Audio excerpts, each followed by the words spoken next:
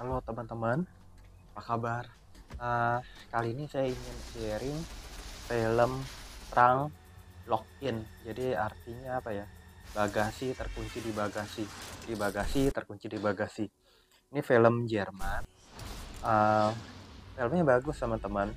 Bahasanya juga bahasanya lucu, Jerman gitu kan. Jadi ceritanya itu ini ada seorang wanita, tiba-tiba itu dia terbangun di dalam bagasi mobil kayak gitu. Eh, nanti lama-lama dia akan mengingat bahwa sebelumnya itu, oh iya, dia ada perjalanan sama pacarnya, sama orang yang dia sayangin. Nah, dia waktu baru terbangun nih dari tidurnya ini, di bagasi itu dia terbangun, dia kemudian pura-pura pura-pura masih pingsan kayak gitu. Jadi dia mau mau kabur, dia ngeliat situasi gitu, tapi ya udah dia ngeliat keadaan, ah, belum ini ada orang yang datengin, dia belum tahu nih siapa, cepet-cepet dia masuk lagi ke dalam terangnya itu, belaga pingsan, sampai kemudian dia berpikir, oh ya udah kayaknya perlu deh hubungi polisi. Dan dia sadar, dia lihat dari handphonenya, jaringannya itu masih di negara Jerman. Ya udah, eh dia hubungin polisi, tapi sebelumnya dia coba hubungin orang-orang terdekatnya, pacarnya semua. Pacar itu pura-pura loh, lelaki, jadi pacarnya itu ini ternyata butuh uang, ternyata apa ya, hanya pura-pura sayang, manfaatin. Jadi orang yang mungkin seperti belum tahu kehidupan, belum tahu bahwa kalau dia nggak mau susah, jangan nyusahin orang. Walaupun dia lagi susah, kemudian ada kesempatan dapat uh, uang, dapat harta banyak, jangan coba lakuin yang nggak benar, jangan ninggalin sesuatu yang benar. Jadi dia itu milih uang daripada pacarnya, malah pacarnya itu dikorbanin. Pacarnya padahal seorang dokter digambarkan, dan harus menderita seperti ini. Nanti di dekat akhir film itu ternyata pacarnya itu hamil, dan dia betul-betul minta belas kasihan ke pacarnya laki ini yang berbuat jahat. Ternyata dia ketahui pada akhirnya foto janinnya, dia minta tolong, tolong bantu saya, bebaskan saya. Sampai bapaknya sekali dia bilang dia bilang bapaknya akan memberikan bantuan ke kamu. Nggak mau ngerti juga karena dia uh, mau jual ginjalnya ceweknya ini dapat uang. Tapi kan uang kayak gitu kalau nggak halal, dia kehilangan ceweknya, kemudian dia nggak bisa hidup bersama sama ceweknya, masa depannya juga terampas, dia bakal diusut oleh polisi segala kayak gitu. Karena kan memori memori telepon itu bisa aja telah disadap oleh kepolisian, nomor-nomor yang telah dihubungi, dan dia bisa ada pengakuan-pengakuan bahwa pacarnya ini mengetahui pacarnya ini hidup, pacarnya ini selamat, pacarnya itu ngejebak dia, pasti kan dia akan dicari kalau dia pun juga hidup gitu teman-teman. Kalau dia masih hidup, nanti pacarnya akan meninggal karena waktu setelah dikirim foto janinnya, dan dia bilang kamu adalah seorang ayah, calon ayah, kamu adalah ayah.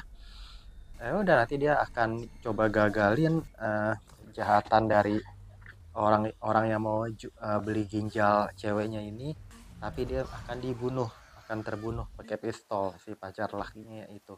Tapi mau gimana, terlambat ya teman-teman, karena hmm, karena ya emang dia udah jahat, dan penjahatnya itu yang juga nggak mau kehilangan uang ya. Dia kan nggak tahu tuh cewek itu kaya, tuh cewek itu udah ada janjiin apa, dia nggak tahu sesungguhnya itu. Dia pura-puranya itu mau jual ginjal cewek dapat uang instan kayak gitu teman-teman. Nah, ini ceritanya dari awal karena dia adalah mahasiswi kedokteran, dia ada lulusan kedokteran, dia dokter. Dia tahu dia terluka segala, dia udah diambil ginjalnya itu, udah diambil, mungkin mau diambil satu lagi biar mati gitu. Jadi dua-dua ginjal mau diambil, yang satu udah diambil dulu. Jadi inilah kebodohan banget. Padahal nilai dari cewek buat jangka panjang kalau dia sabar, kalau dia mau benar, nilainya lebih tinggi, dia bakal dapat uang, dapat keturunan, dapat keluarga, ya itu dah besar. Sekarang dia akan mati sia-sia, si ceweknya ini akan selamat tapi ginjalnya udah diambil. Ya udah, tapi dia survive, dia belajar dari kedokterannya segala, dia tahu nih lukanya segala, ini nganga, dia cuma diperiksa ginjalnya, jadi ada ini terbuka segala luka. Dia di dalam terang itu dia tetap mau berusaha hidup, berusaha berhasil survive, selamat. Dia jahit itu pakai apa, tali sepatu bekas, dia ini pakai kaos kaki nutup lukanya, nanti apa, tutup lukanya perban itu dari kaos kaki.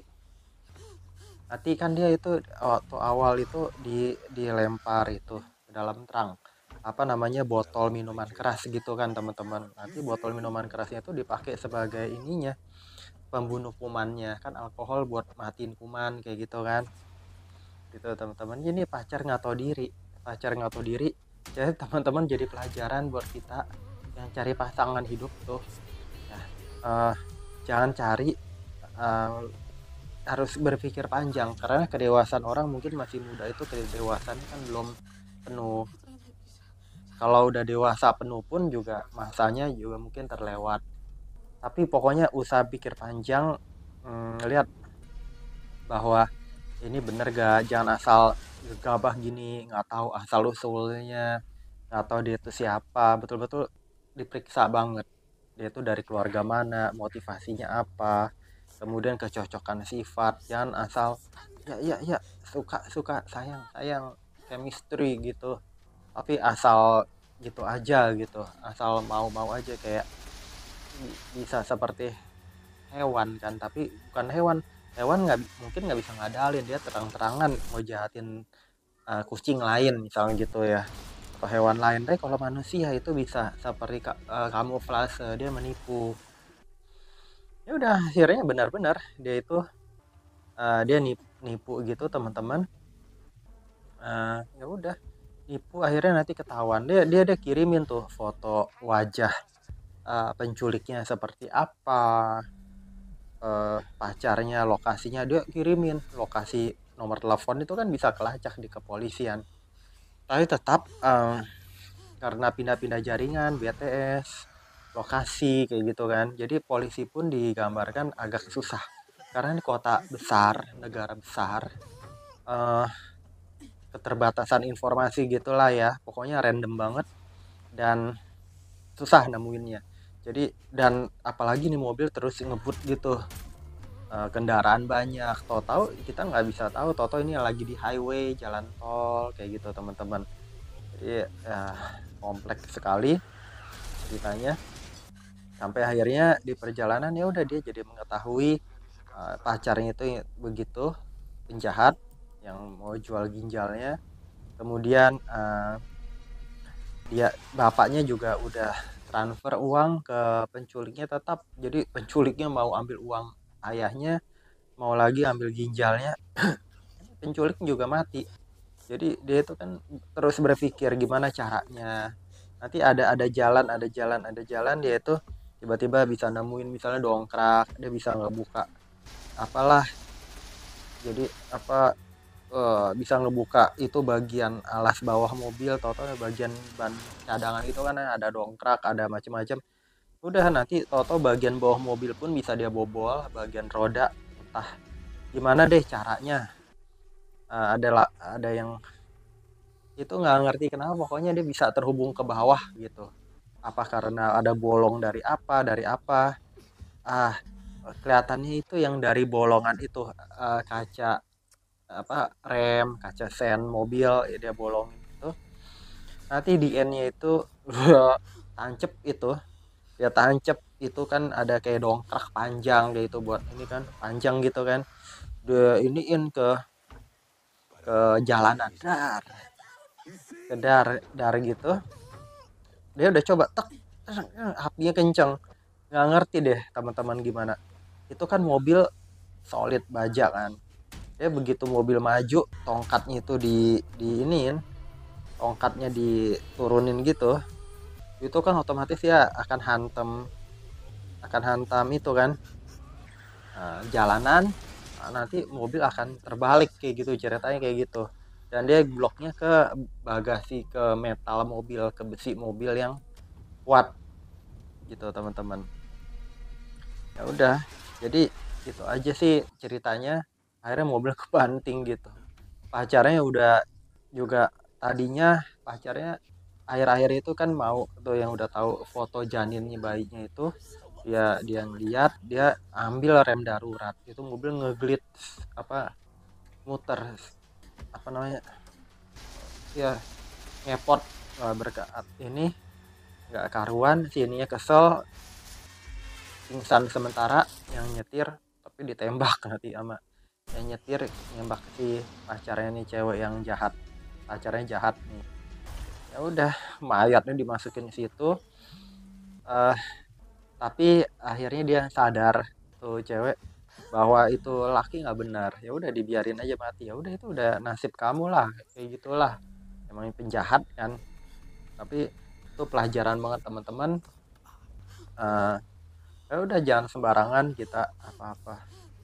eh dia yang motivasi dia, ya dia komunikasi sama polisinya, mungkin semangat hidupnya, semangat berusahanya. Jadi kita gambarin juga, kita sesulit apapun hidup kita teman-teman, eh ya udah, kita ini usaha, usaha usaha selamat, usaha bisa maju, usaha apa ya, usaha kita bisa selamat gitu, usaha kita bisa nyelamatin diri kita gitu.